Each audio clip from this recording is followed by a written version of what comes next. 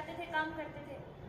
अब हो रही है, अभी भी करते हैं, लेकिन कम हो गई है खेती। तो सबको मानना पड़ेगा कि पहले से कम हो गई है मेहनत। अब मेहनत हो नहीं रही है, मेहनत जितनी उतनी थी तो उतना खाते, मेहनत कम हो गई फिर भी उतना ही खा रहे, फिर लोग बढ़ेंगे, मोटापा बढ़ेगा, मोटापा बढ़ जाएगा, मोटापा घुटने तो वैसे के वैसे ही है ना, फिर घुटने जल्दी कमजोर होंगे। क्यों? इतना भारी शरीर हो गया, खड़े खड़े काम करना है, खाना खड़े खड़े बनाना है, बर्तन साफ खड़े, किचन की भी कैसे हो गए, खड़े खड़े खाना बनाओ, खड़े खड़े बर्तन साफ करो, खड़े खड़े खाना परोसो, सब काम खड़े खड़े। क्यों? वेरिकोज वेन्स की समस्या क्यों हो जाती? क्यों यहाँ पे नीला नीला खून जम जाता है?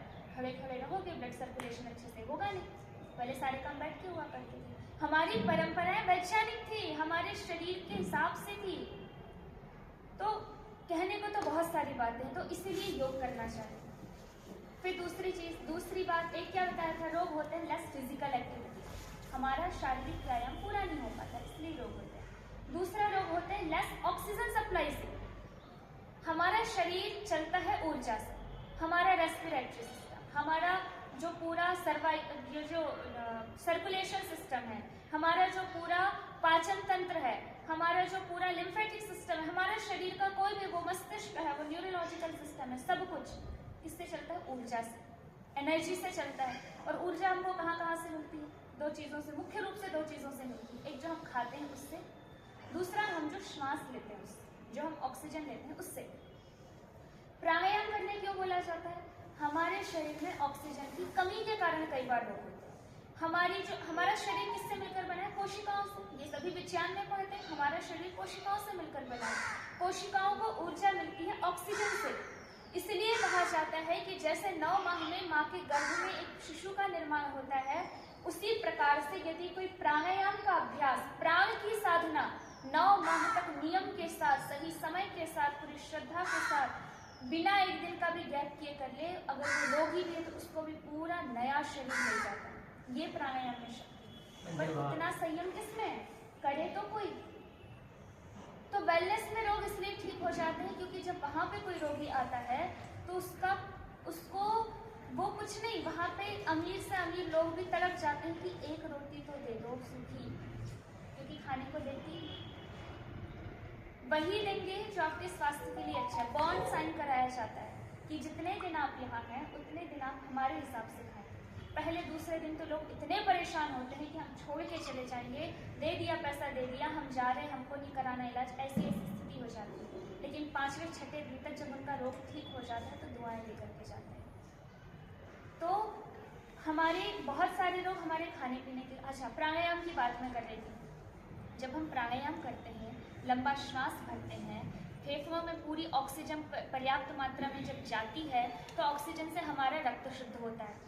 अगर ऑक्सीजन प्रॉपर नहीं जाएगी तो हमारा पूरा रक्त शुद्ध नहीं होगा। रक्त अशुद्ध होने की फिर कई नुकसान, स्किन डिजीज रक्त की अशुद्धि के कारण होती है। त्वचा की कोई भी समस्या है उसका एक मुख्य कारण है रक्त की अशुद्धि और दूसरा कारण है विरुद्ध आहार।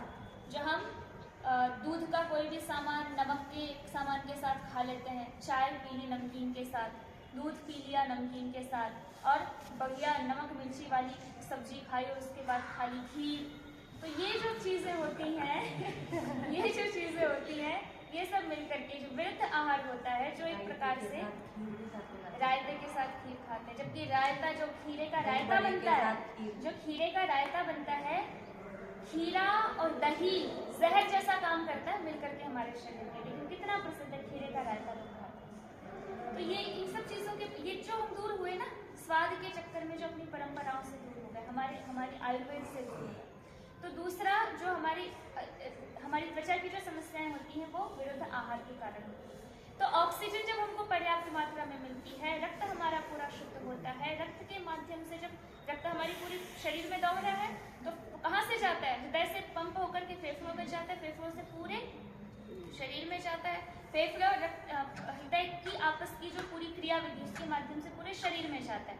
ऑक्सीजन रक्त के माध्यम से पूरे शरीर में पहुंचती तो हमारे एक एक सेल को, एक एक कोशिका को ऊर्जा मिलती है, हमारा शरीर स्वस्थ रहता है। खाली प्राणायाम भी आप कर लें, अगर शरीर ज्यादा जर्जरित हो गया है, नहीं योगाभ्यास किया, देखो हल्का फुल्का योगाभ्यास तो सब कर सकते हैं, सूक्ष्म व्यायाम तो एटलीस्ट सब कर सकते हैं। अब अच्छा आप पहले बता दो आप में से कौन कौन योगाभ्यास करता है? देखो अब बताना जरा, घुटने में किस किस के दर्द है? घुटने में किसके दर्द है माता जी? घुटने में दर्द नहीं? कमर में किसी के दर्द? किसी के भी नहीं है। घुटने में भी दर्द है, कमर में भी दर्द है, पेट में गैस बनती है, बनती है। हाँ, और कब्ज रहती है कई बार, कभी कभी पेट साफ नहीं हुआ, कब्ज रहती होगी, पेट साफ नहीं हुआ, कभी सर में दर्द हो जाता होगा, कभी सर्वाइकल में यहाँ गर्दन में कंधे दर्द होते हैं, हाथ नहीं उठता, पैर नहीं उठता। तो अब इन सब, मैं कहूँ कि इन सब चीज़ों का इलाज मैं कर दूंगी, आप योग करो। योग करने से ये जो है ना, कमर दर्द के लिए अलग एक्सरसाइज है, आपके सर्वाइकल है उसके लिए अलग एक्सरसाइज है, आपके अगर गैस बनती है उसके लिए अलग योगाभ्यास है। अगर अपने अपने रोग के अनुसार, जो आपको रोग है उसके अनुसार ही आप योगाभ्यास कर लो। पैसा लग रहा है क्या? नहीं लग रहा ना। आप दुकान में जाते हैं, हॉस्पिटल में जाते हैं, डॉक्टर के पास जाते हैं, पैसा देते हैं, वो जो दवाई देता है उसको खा करके आप, और एक चीज़ ठीक होती है दूसरी चीज़ पड़ जाती है, पैसा भी गया और अलग से रोग भी आ गया। आपका इसमें पैसा लग रहा है? नहीं। अपनी नींद से थोड़ा सा टाइम निकाल लो। 6 बजे उठते हो तो 5 बजे उठ जाओ, 5 बजे उठते हो तो 4 बजे उठ जाओ। और फिर इससे ज़्यादा विडम्बना क्या होगी कि हम नहीं उठते, टीवी, घर घर में टीवी है आज, टीवी में आस्था के माध्यम से स्वामी जी महाराज हर दिन सुबह 5 बजे, वो अगर रात भर भी अगर उनको ट्रैवल करना पड़ा हो, कई बार ऐसा होता है कि कहीं विदेश से या कहीं मुंबई से या दिल्ली से लेट नाइट भी यदि आए हैं, अगर उनकी कई बार फ्लाइट 2 बजे 3 बजे भी उठती है तो वो सोते नहीं हैं। और कई बार ऐसा हुआ है कि एग्जैक्ट 5 बजे वो एयरपोर्ट को उतरे हैं, भाग करके थोड़ी देर हमने करा दिया और आकर के सीधे स्टेज पे, एक दिन का भी योग नहीं छोड़ते, एक दिन का भी। तो एक व्यक्ति जब इतनी तत्परता से लगा है और उनका एकमात्र ये उद्देश्य है भारत को आगे ले जाना है। कितना बुरा लगता है जब विश्व की जनगणना होती है और पता चलता है कि भारत में इतने प्रतिशत लोग बीपी के शिकार, इतने प्रतिशत लोग कैंसर के शिकार, इतने लोगों की मौत हार्ट अटैक के कारण हुई। कितना बुरा लगता है, जबकि ये वो भारत देश है जहाँ पर राम राज्य की बात करते हैं। राम राज्य की बात करते हैं तो गोस्वामी तुलसीदास जी लिखते हैं, अल्प आयु नहीं कवने उपीरा, सब सुंदर सब बिरुज शरीरा। राम राज्य का समय वो था कि अल्प आयु में कभी किसी को कोई पीड़ा नहीं होती। सब बिरुज शरीरा, रुज मतलब रोग, बिरुज शरीरा मतलब रोगहीन शरीर थे, मृत्यु नहीं होती थी किसी की।